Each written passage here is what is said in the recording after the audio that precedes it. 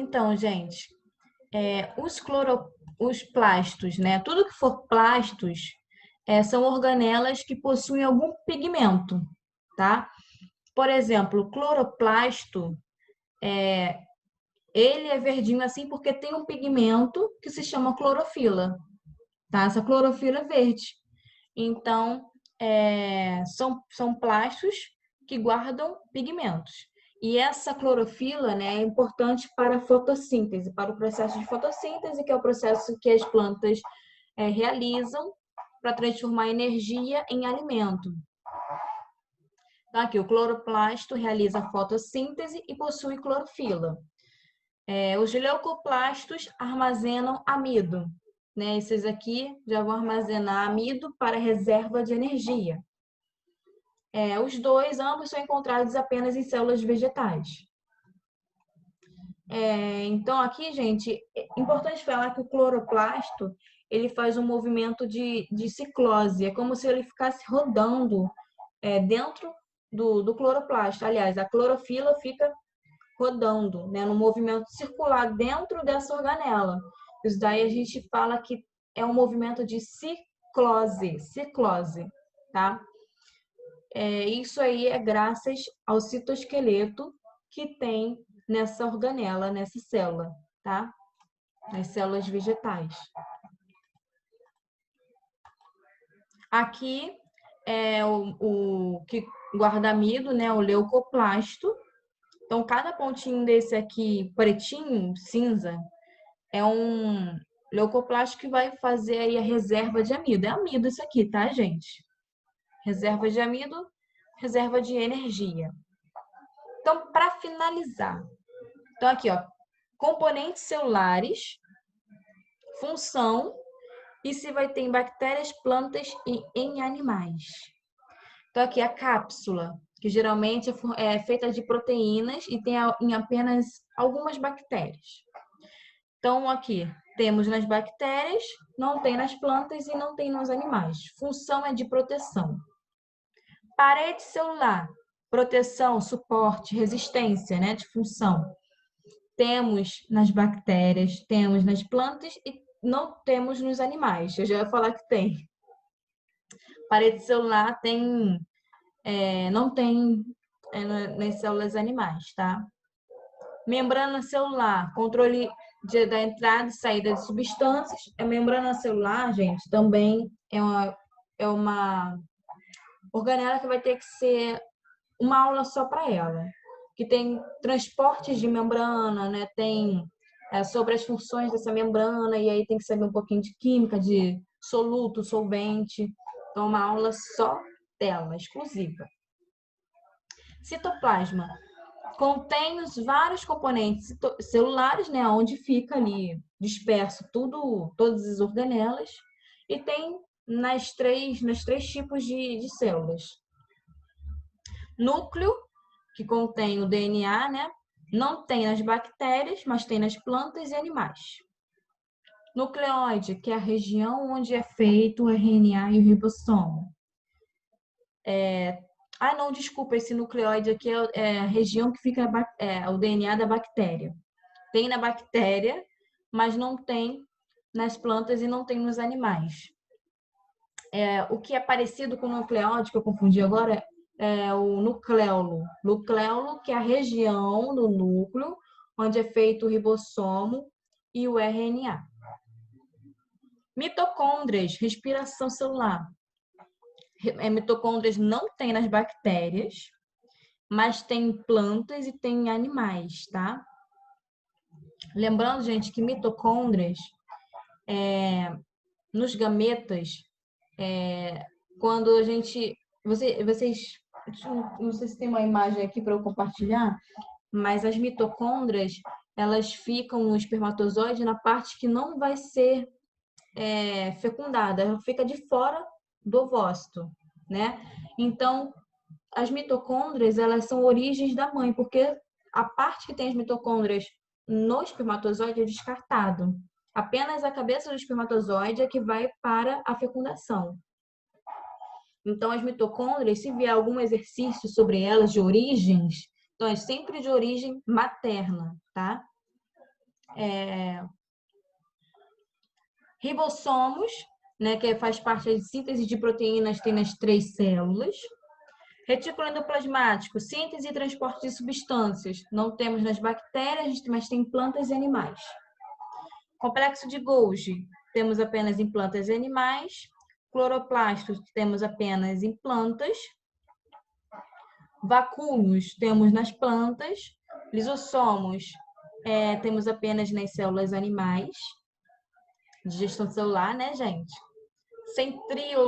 Centríolos é uma organela que vai fazer parte aí da divisão celular. É importantíssimo para a divisão celular. Nós vamos ter uma aula sobre divisão celular e vocês vão ver aí os centríolos em atuação. Mas também é importante para a formação dos cílios e flagelos, tá? Das células. Centríolos, então, não tem nas bactérias, não tem nas plantas, mas tem nos animais.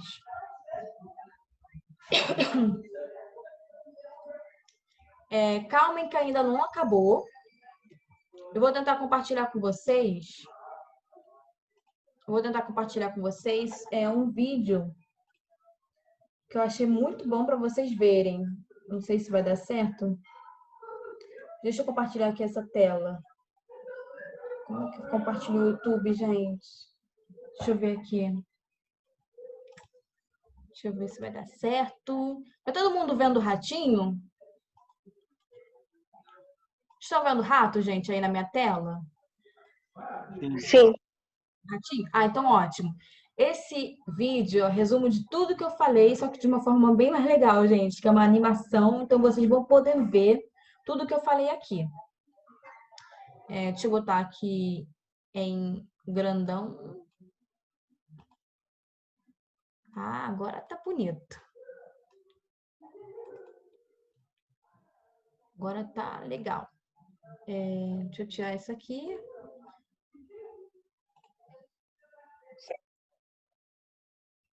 Gente, apertei no lugar errado. Pera aí. Eu sou um desastre, gente. Pera aí.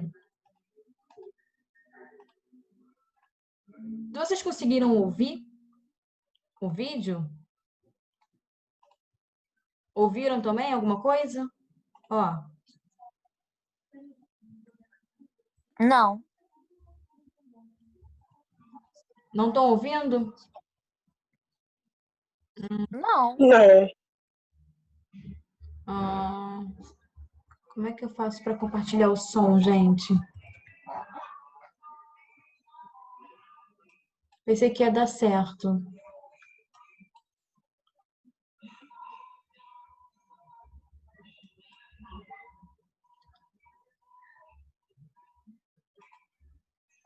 Deixa eu ver aqui. Será que tem que botar alguma coisa?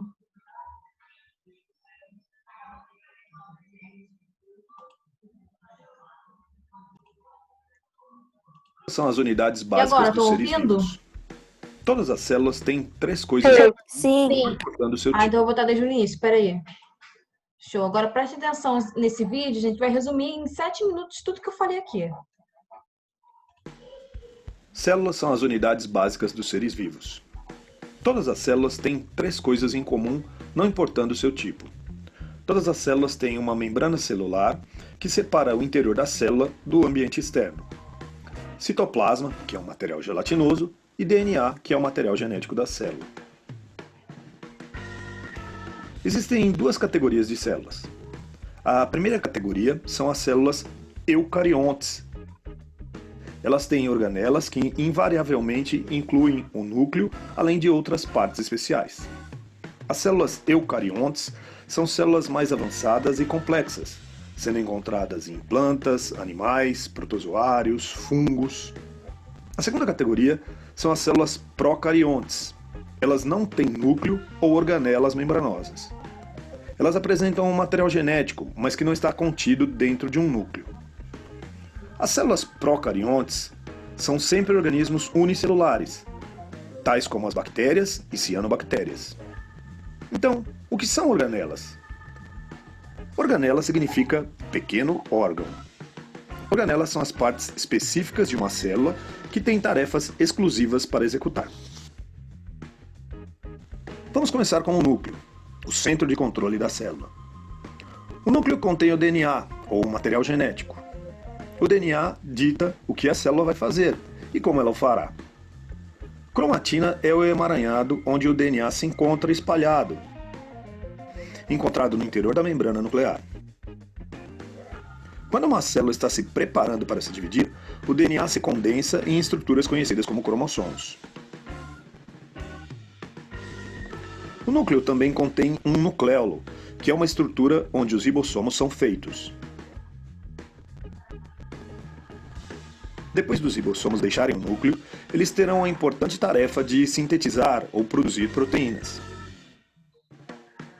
Do lado de fora do núcleo, os ribossomos e o resto das organelas flutuam no hialoplasma, que é a substância gelatinosa no interior da célula. Ribossomos podem passear livremente dentro do hialoplasma ou anexar-se ao retículo endoplasmático, às vezes abreviado como RE. Existem dois tipos de retículo endoplasmático. O retículo endoplasmático rugoso, pois contém ribossomos aderidos, e o retículo endoplasmático liso, que não tem ribossomos. O retículo endoplasmático possui uma membrana fechada que permite o transporte de materiais, tal como proteínas sintetizadas pelos ribossomos. As proteínas e outros materiais emergem do retículo endoplasmático em pequenas vesículas,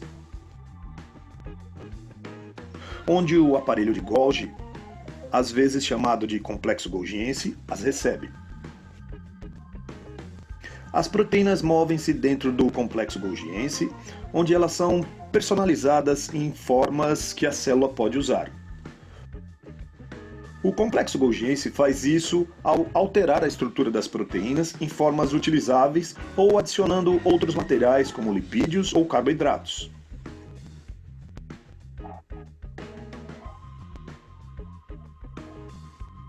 Vacúolos são estruturas em forma de vesículas que armazenam materiais diferentes. Aqui, nesta célula vegetal, o vacúolo, bem centralizado, armazena o suco vacuolar. Voltando à célula animal, você vai ver uma organela chamada lisossomo. Os lisossomos são como coletores de lixo que levam as partes da célula danificadas ou desgastadas. Eles estão cheios de enzimas que quebram esses restos celulares. A mitocôndria é uma organela que obtém energia para células tanto animais como vegetais. Durante um processo chamado respiração celular, as mitocôndrias fazem moléculas de ATP que fornecem energia para todas as atividades da célula. As células que precisam de mais energia têm mais mitocôndrias. Enquanto isso, a célula mantém sua forma através de um citoesqueleto. O citoesqueleto inclui os microfilamentos filiformes, que são feitos de proteínas, e os microtúbulos, que são tubos finos e ocos, também feitos de proteínas. Alguns organismos, tais como plantas, que são seres autotróficos, ou seja, que produzem o próprio alimento, o fazem captando energia luminosa. Essas células possuem uma organela denominada cloroplasto. É no cloroplasto onde acontece o processo de fotossíntese. Ele é verde porque tem um pigmento verde chamado clorofila.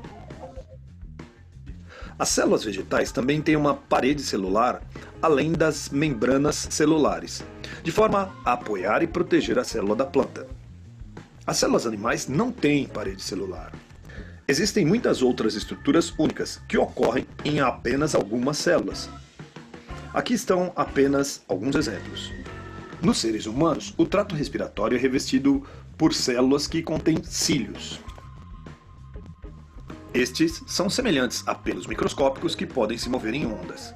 Esse recurso ajuda a capturar partículas inaladas no ar e expulsá-las.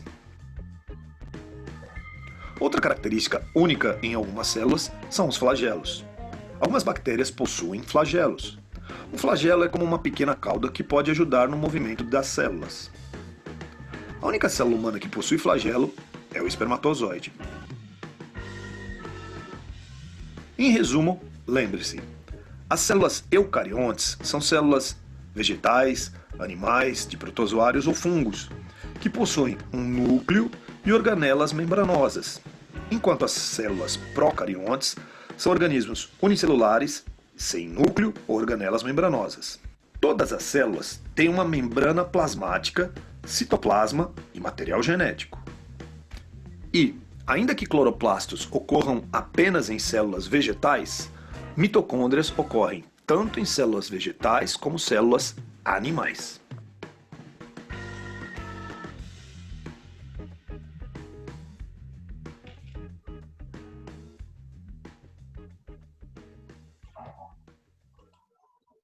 Então é isso, gente. Acabou-se. Esse daí é um videozinho resumindo tudo, toda a nossa aula de hoje. Deu para assistir legal aí, gente? Alguma dúvida?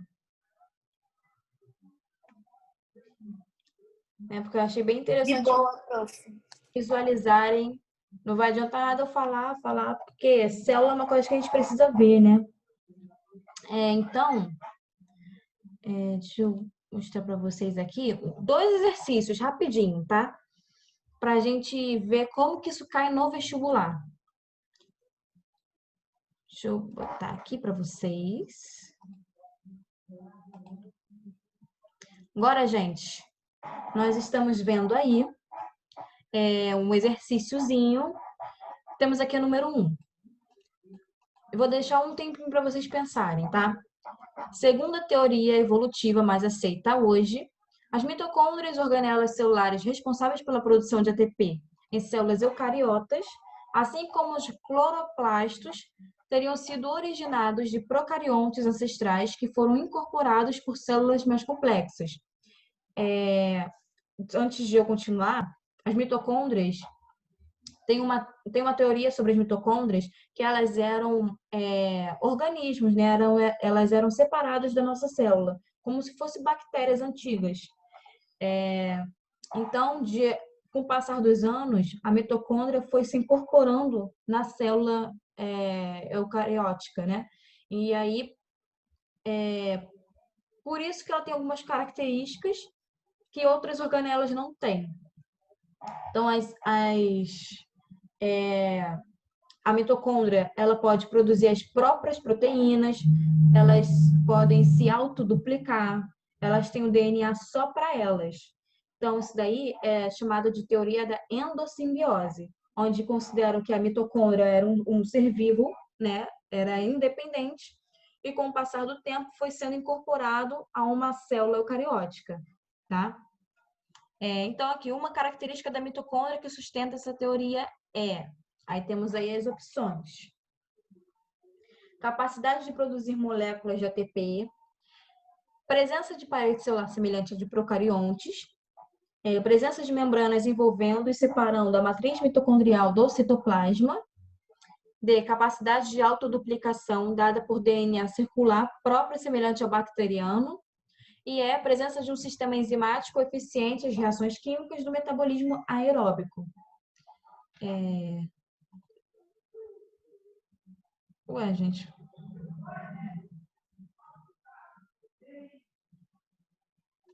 Por que não aparece o chat aqui? Enfim. Então, gente, como eu não consigo ver a resposta de vocês, só se eu sair daqui, a número 1 seria a letra D, tá? E temos aqui a número 2. As células beta do pâncreas são responsáveis pela síntese e secreção do hormônio insulina. Esse hormônio é composto por uma sequência de aminoácidos e, portanto, não consegue atravessar as membranas dessas células por processos de difusão.